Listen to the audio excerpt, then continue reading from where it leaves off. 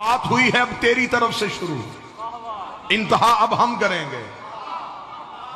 اب تجھے بتانا پڑے گا جس کا تو نے دفاع کرنے کی کوشش کی، کھل کے آ، یزید کا دفاع کرنا ہے پھر پورے دن کا مسلمان بن، چھپ چھپ کے یزید کا دفاع کیسا؟ پھر پڑھ یزید کا کردار پڑھ، ہماری آنکھوں کے سامنے ہم پڑھتے ہیں حسین کا شجرہ، تو بتا یزید کا شجرہ۔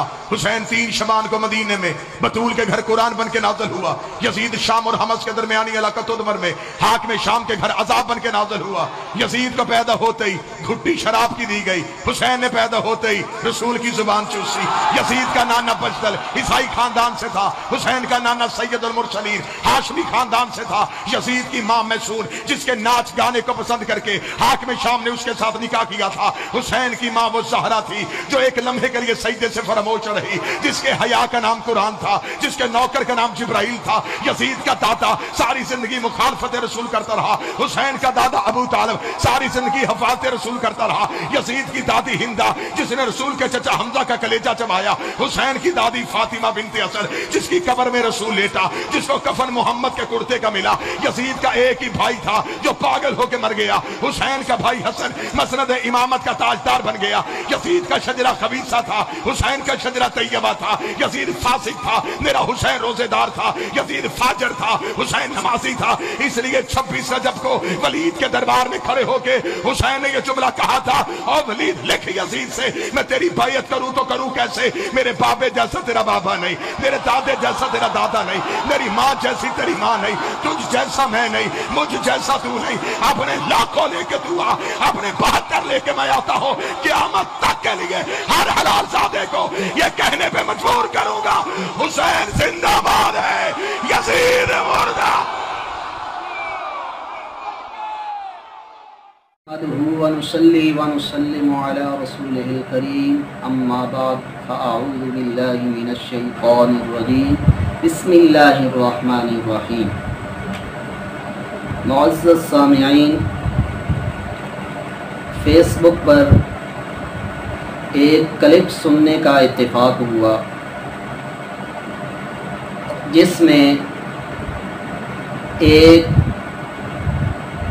ذاکر صاحب نے استادی مکرم شیخ التفسیر مفسر قرآن حضرت علامہ عطا اللہ بندیالوی حافظہ اللہ تعالیٰ کو ان کو مخاطب کر کے ان پر ایک الزام لگاتے ہوئے یہ کہا ہے کہ واقعہ کربلا کے اندر انہوں نے یزید پر اعتراض ہونے کے جوابات دیے، جس پر اس نے کہا کہ اگر آپ یزیدی ہیں تو کھل کر سامنے آئیں، اس کا دفاع مت کریں۔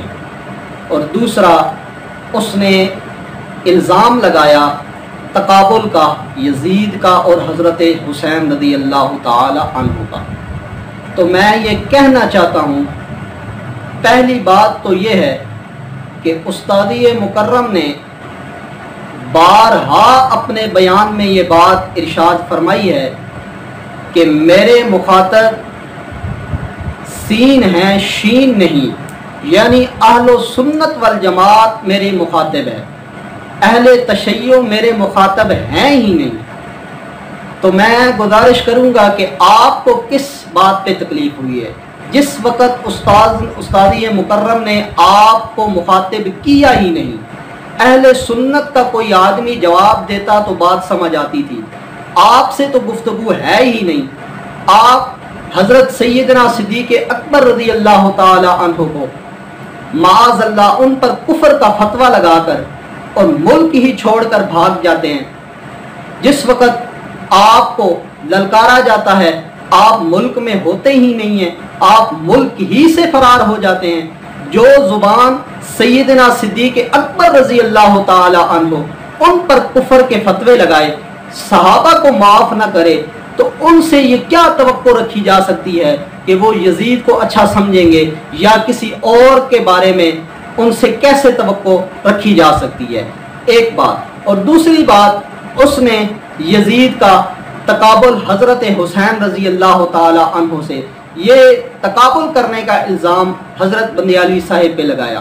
جبکہ حضرت بندے علی صاحب نے اپنی گفتگو کے اندر تقریباً 2.5 پونے 3 گھنٹے کی گفتگو ہے، بارہا یہ بات کی کہ کروڑوں یزید مل جائیں، حضرت حسین رضی اللہ تعالی عنہ کے جوتے کے نیچے جو خاک لگی ہے، کروڑوں یزید مل کر بھی اس خاک کا مقابلہ نہیں کر سکتے۔ جب یہ وضاحت کر دی گئی پھر تقابل کس بات کا؟ اور دوسری بات، بارہا کتنی مرتبہ حضرت بندے علی صاحب نے یہ بات بھی ارشاد فرمائی کہ میرا ایمان حضرت حسین رضی اللہ تعالی عنہ کے جوتوں کے تسموں کے ساتھ بندھا ہوا ہے، اور انہوں نے یہ بھی کہا کہ میں حسینی ہوں، میں یزیدی نہیں ہوں، بلکہ یزیدی وہ لوگ ہیں جنہوں نے امیر معاویہ رضی اللہ تعالی عنہ کے بعد یزید کے ہاتھ پر بیعت کی۔ ان میں کون لوگ شامل ہیں؟ بڑے بڑے صحابہ اکرام شامل ہیں، ان کو آپ یزیدی کہیں، ہمت کریں۔ اور پھر یزیدی وہ لوگ ہوں گے جنہوں نے حضرت امیر معاویہ رضی اللہ تعالیٰ عنہ کی وفات کے بعد یزید کے دور حکومت میں، یزید کی عمارت میں 3 سال حج کیے، اور یزید کی عمارت میں، اس کے دور حکومت میں اس کے پیچھے نمازیں پڑھی۔ یزیدی وہ لوگ ہوں گے۔ ہم کیسے یزیدی ہیں؟ ہم نے نہ یزید کو دیکھا ہے نہ اس کا دور حکومت پایا ہے۔ تو یہ اعتراض وہ کر رہے ہیں جنہیں اپنے باپ کا پتہ نہیں ہے۔ 7 ضلعوں کے اندر یہ اپنے باپ کو تلاش کریں تو ان کو اپنا باپ نہیں ملے گا۔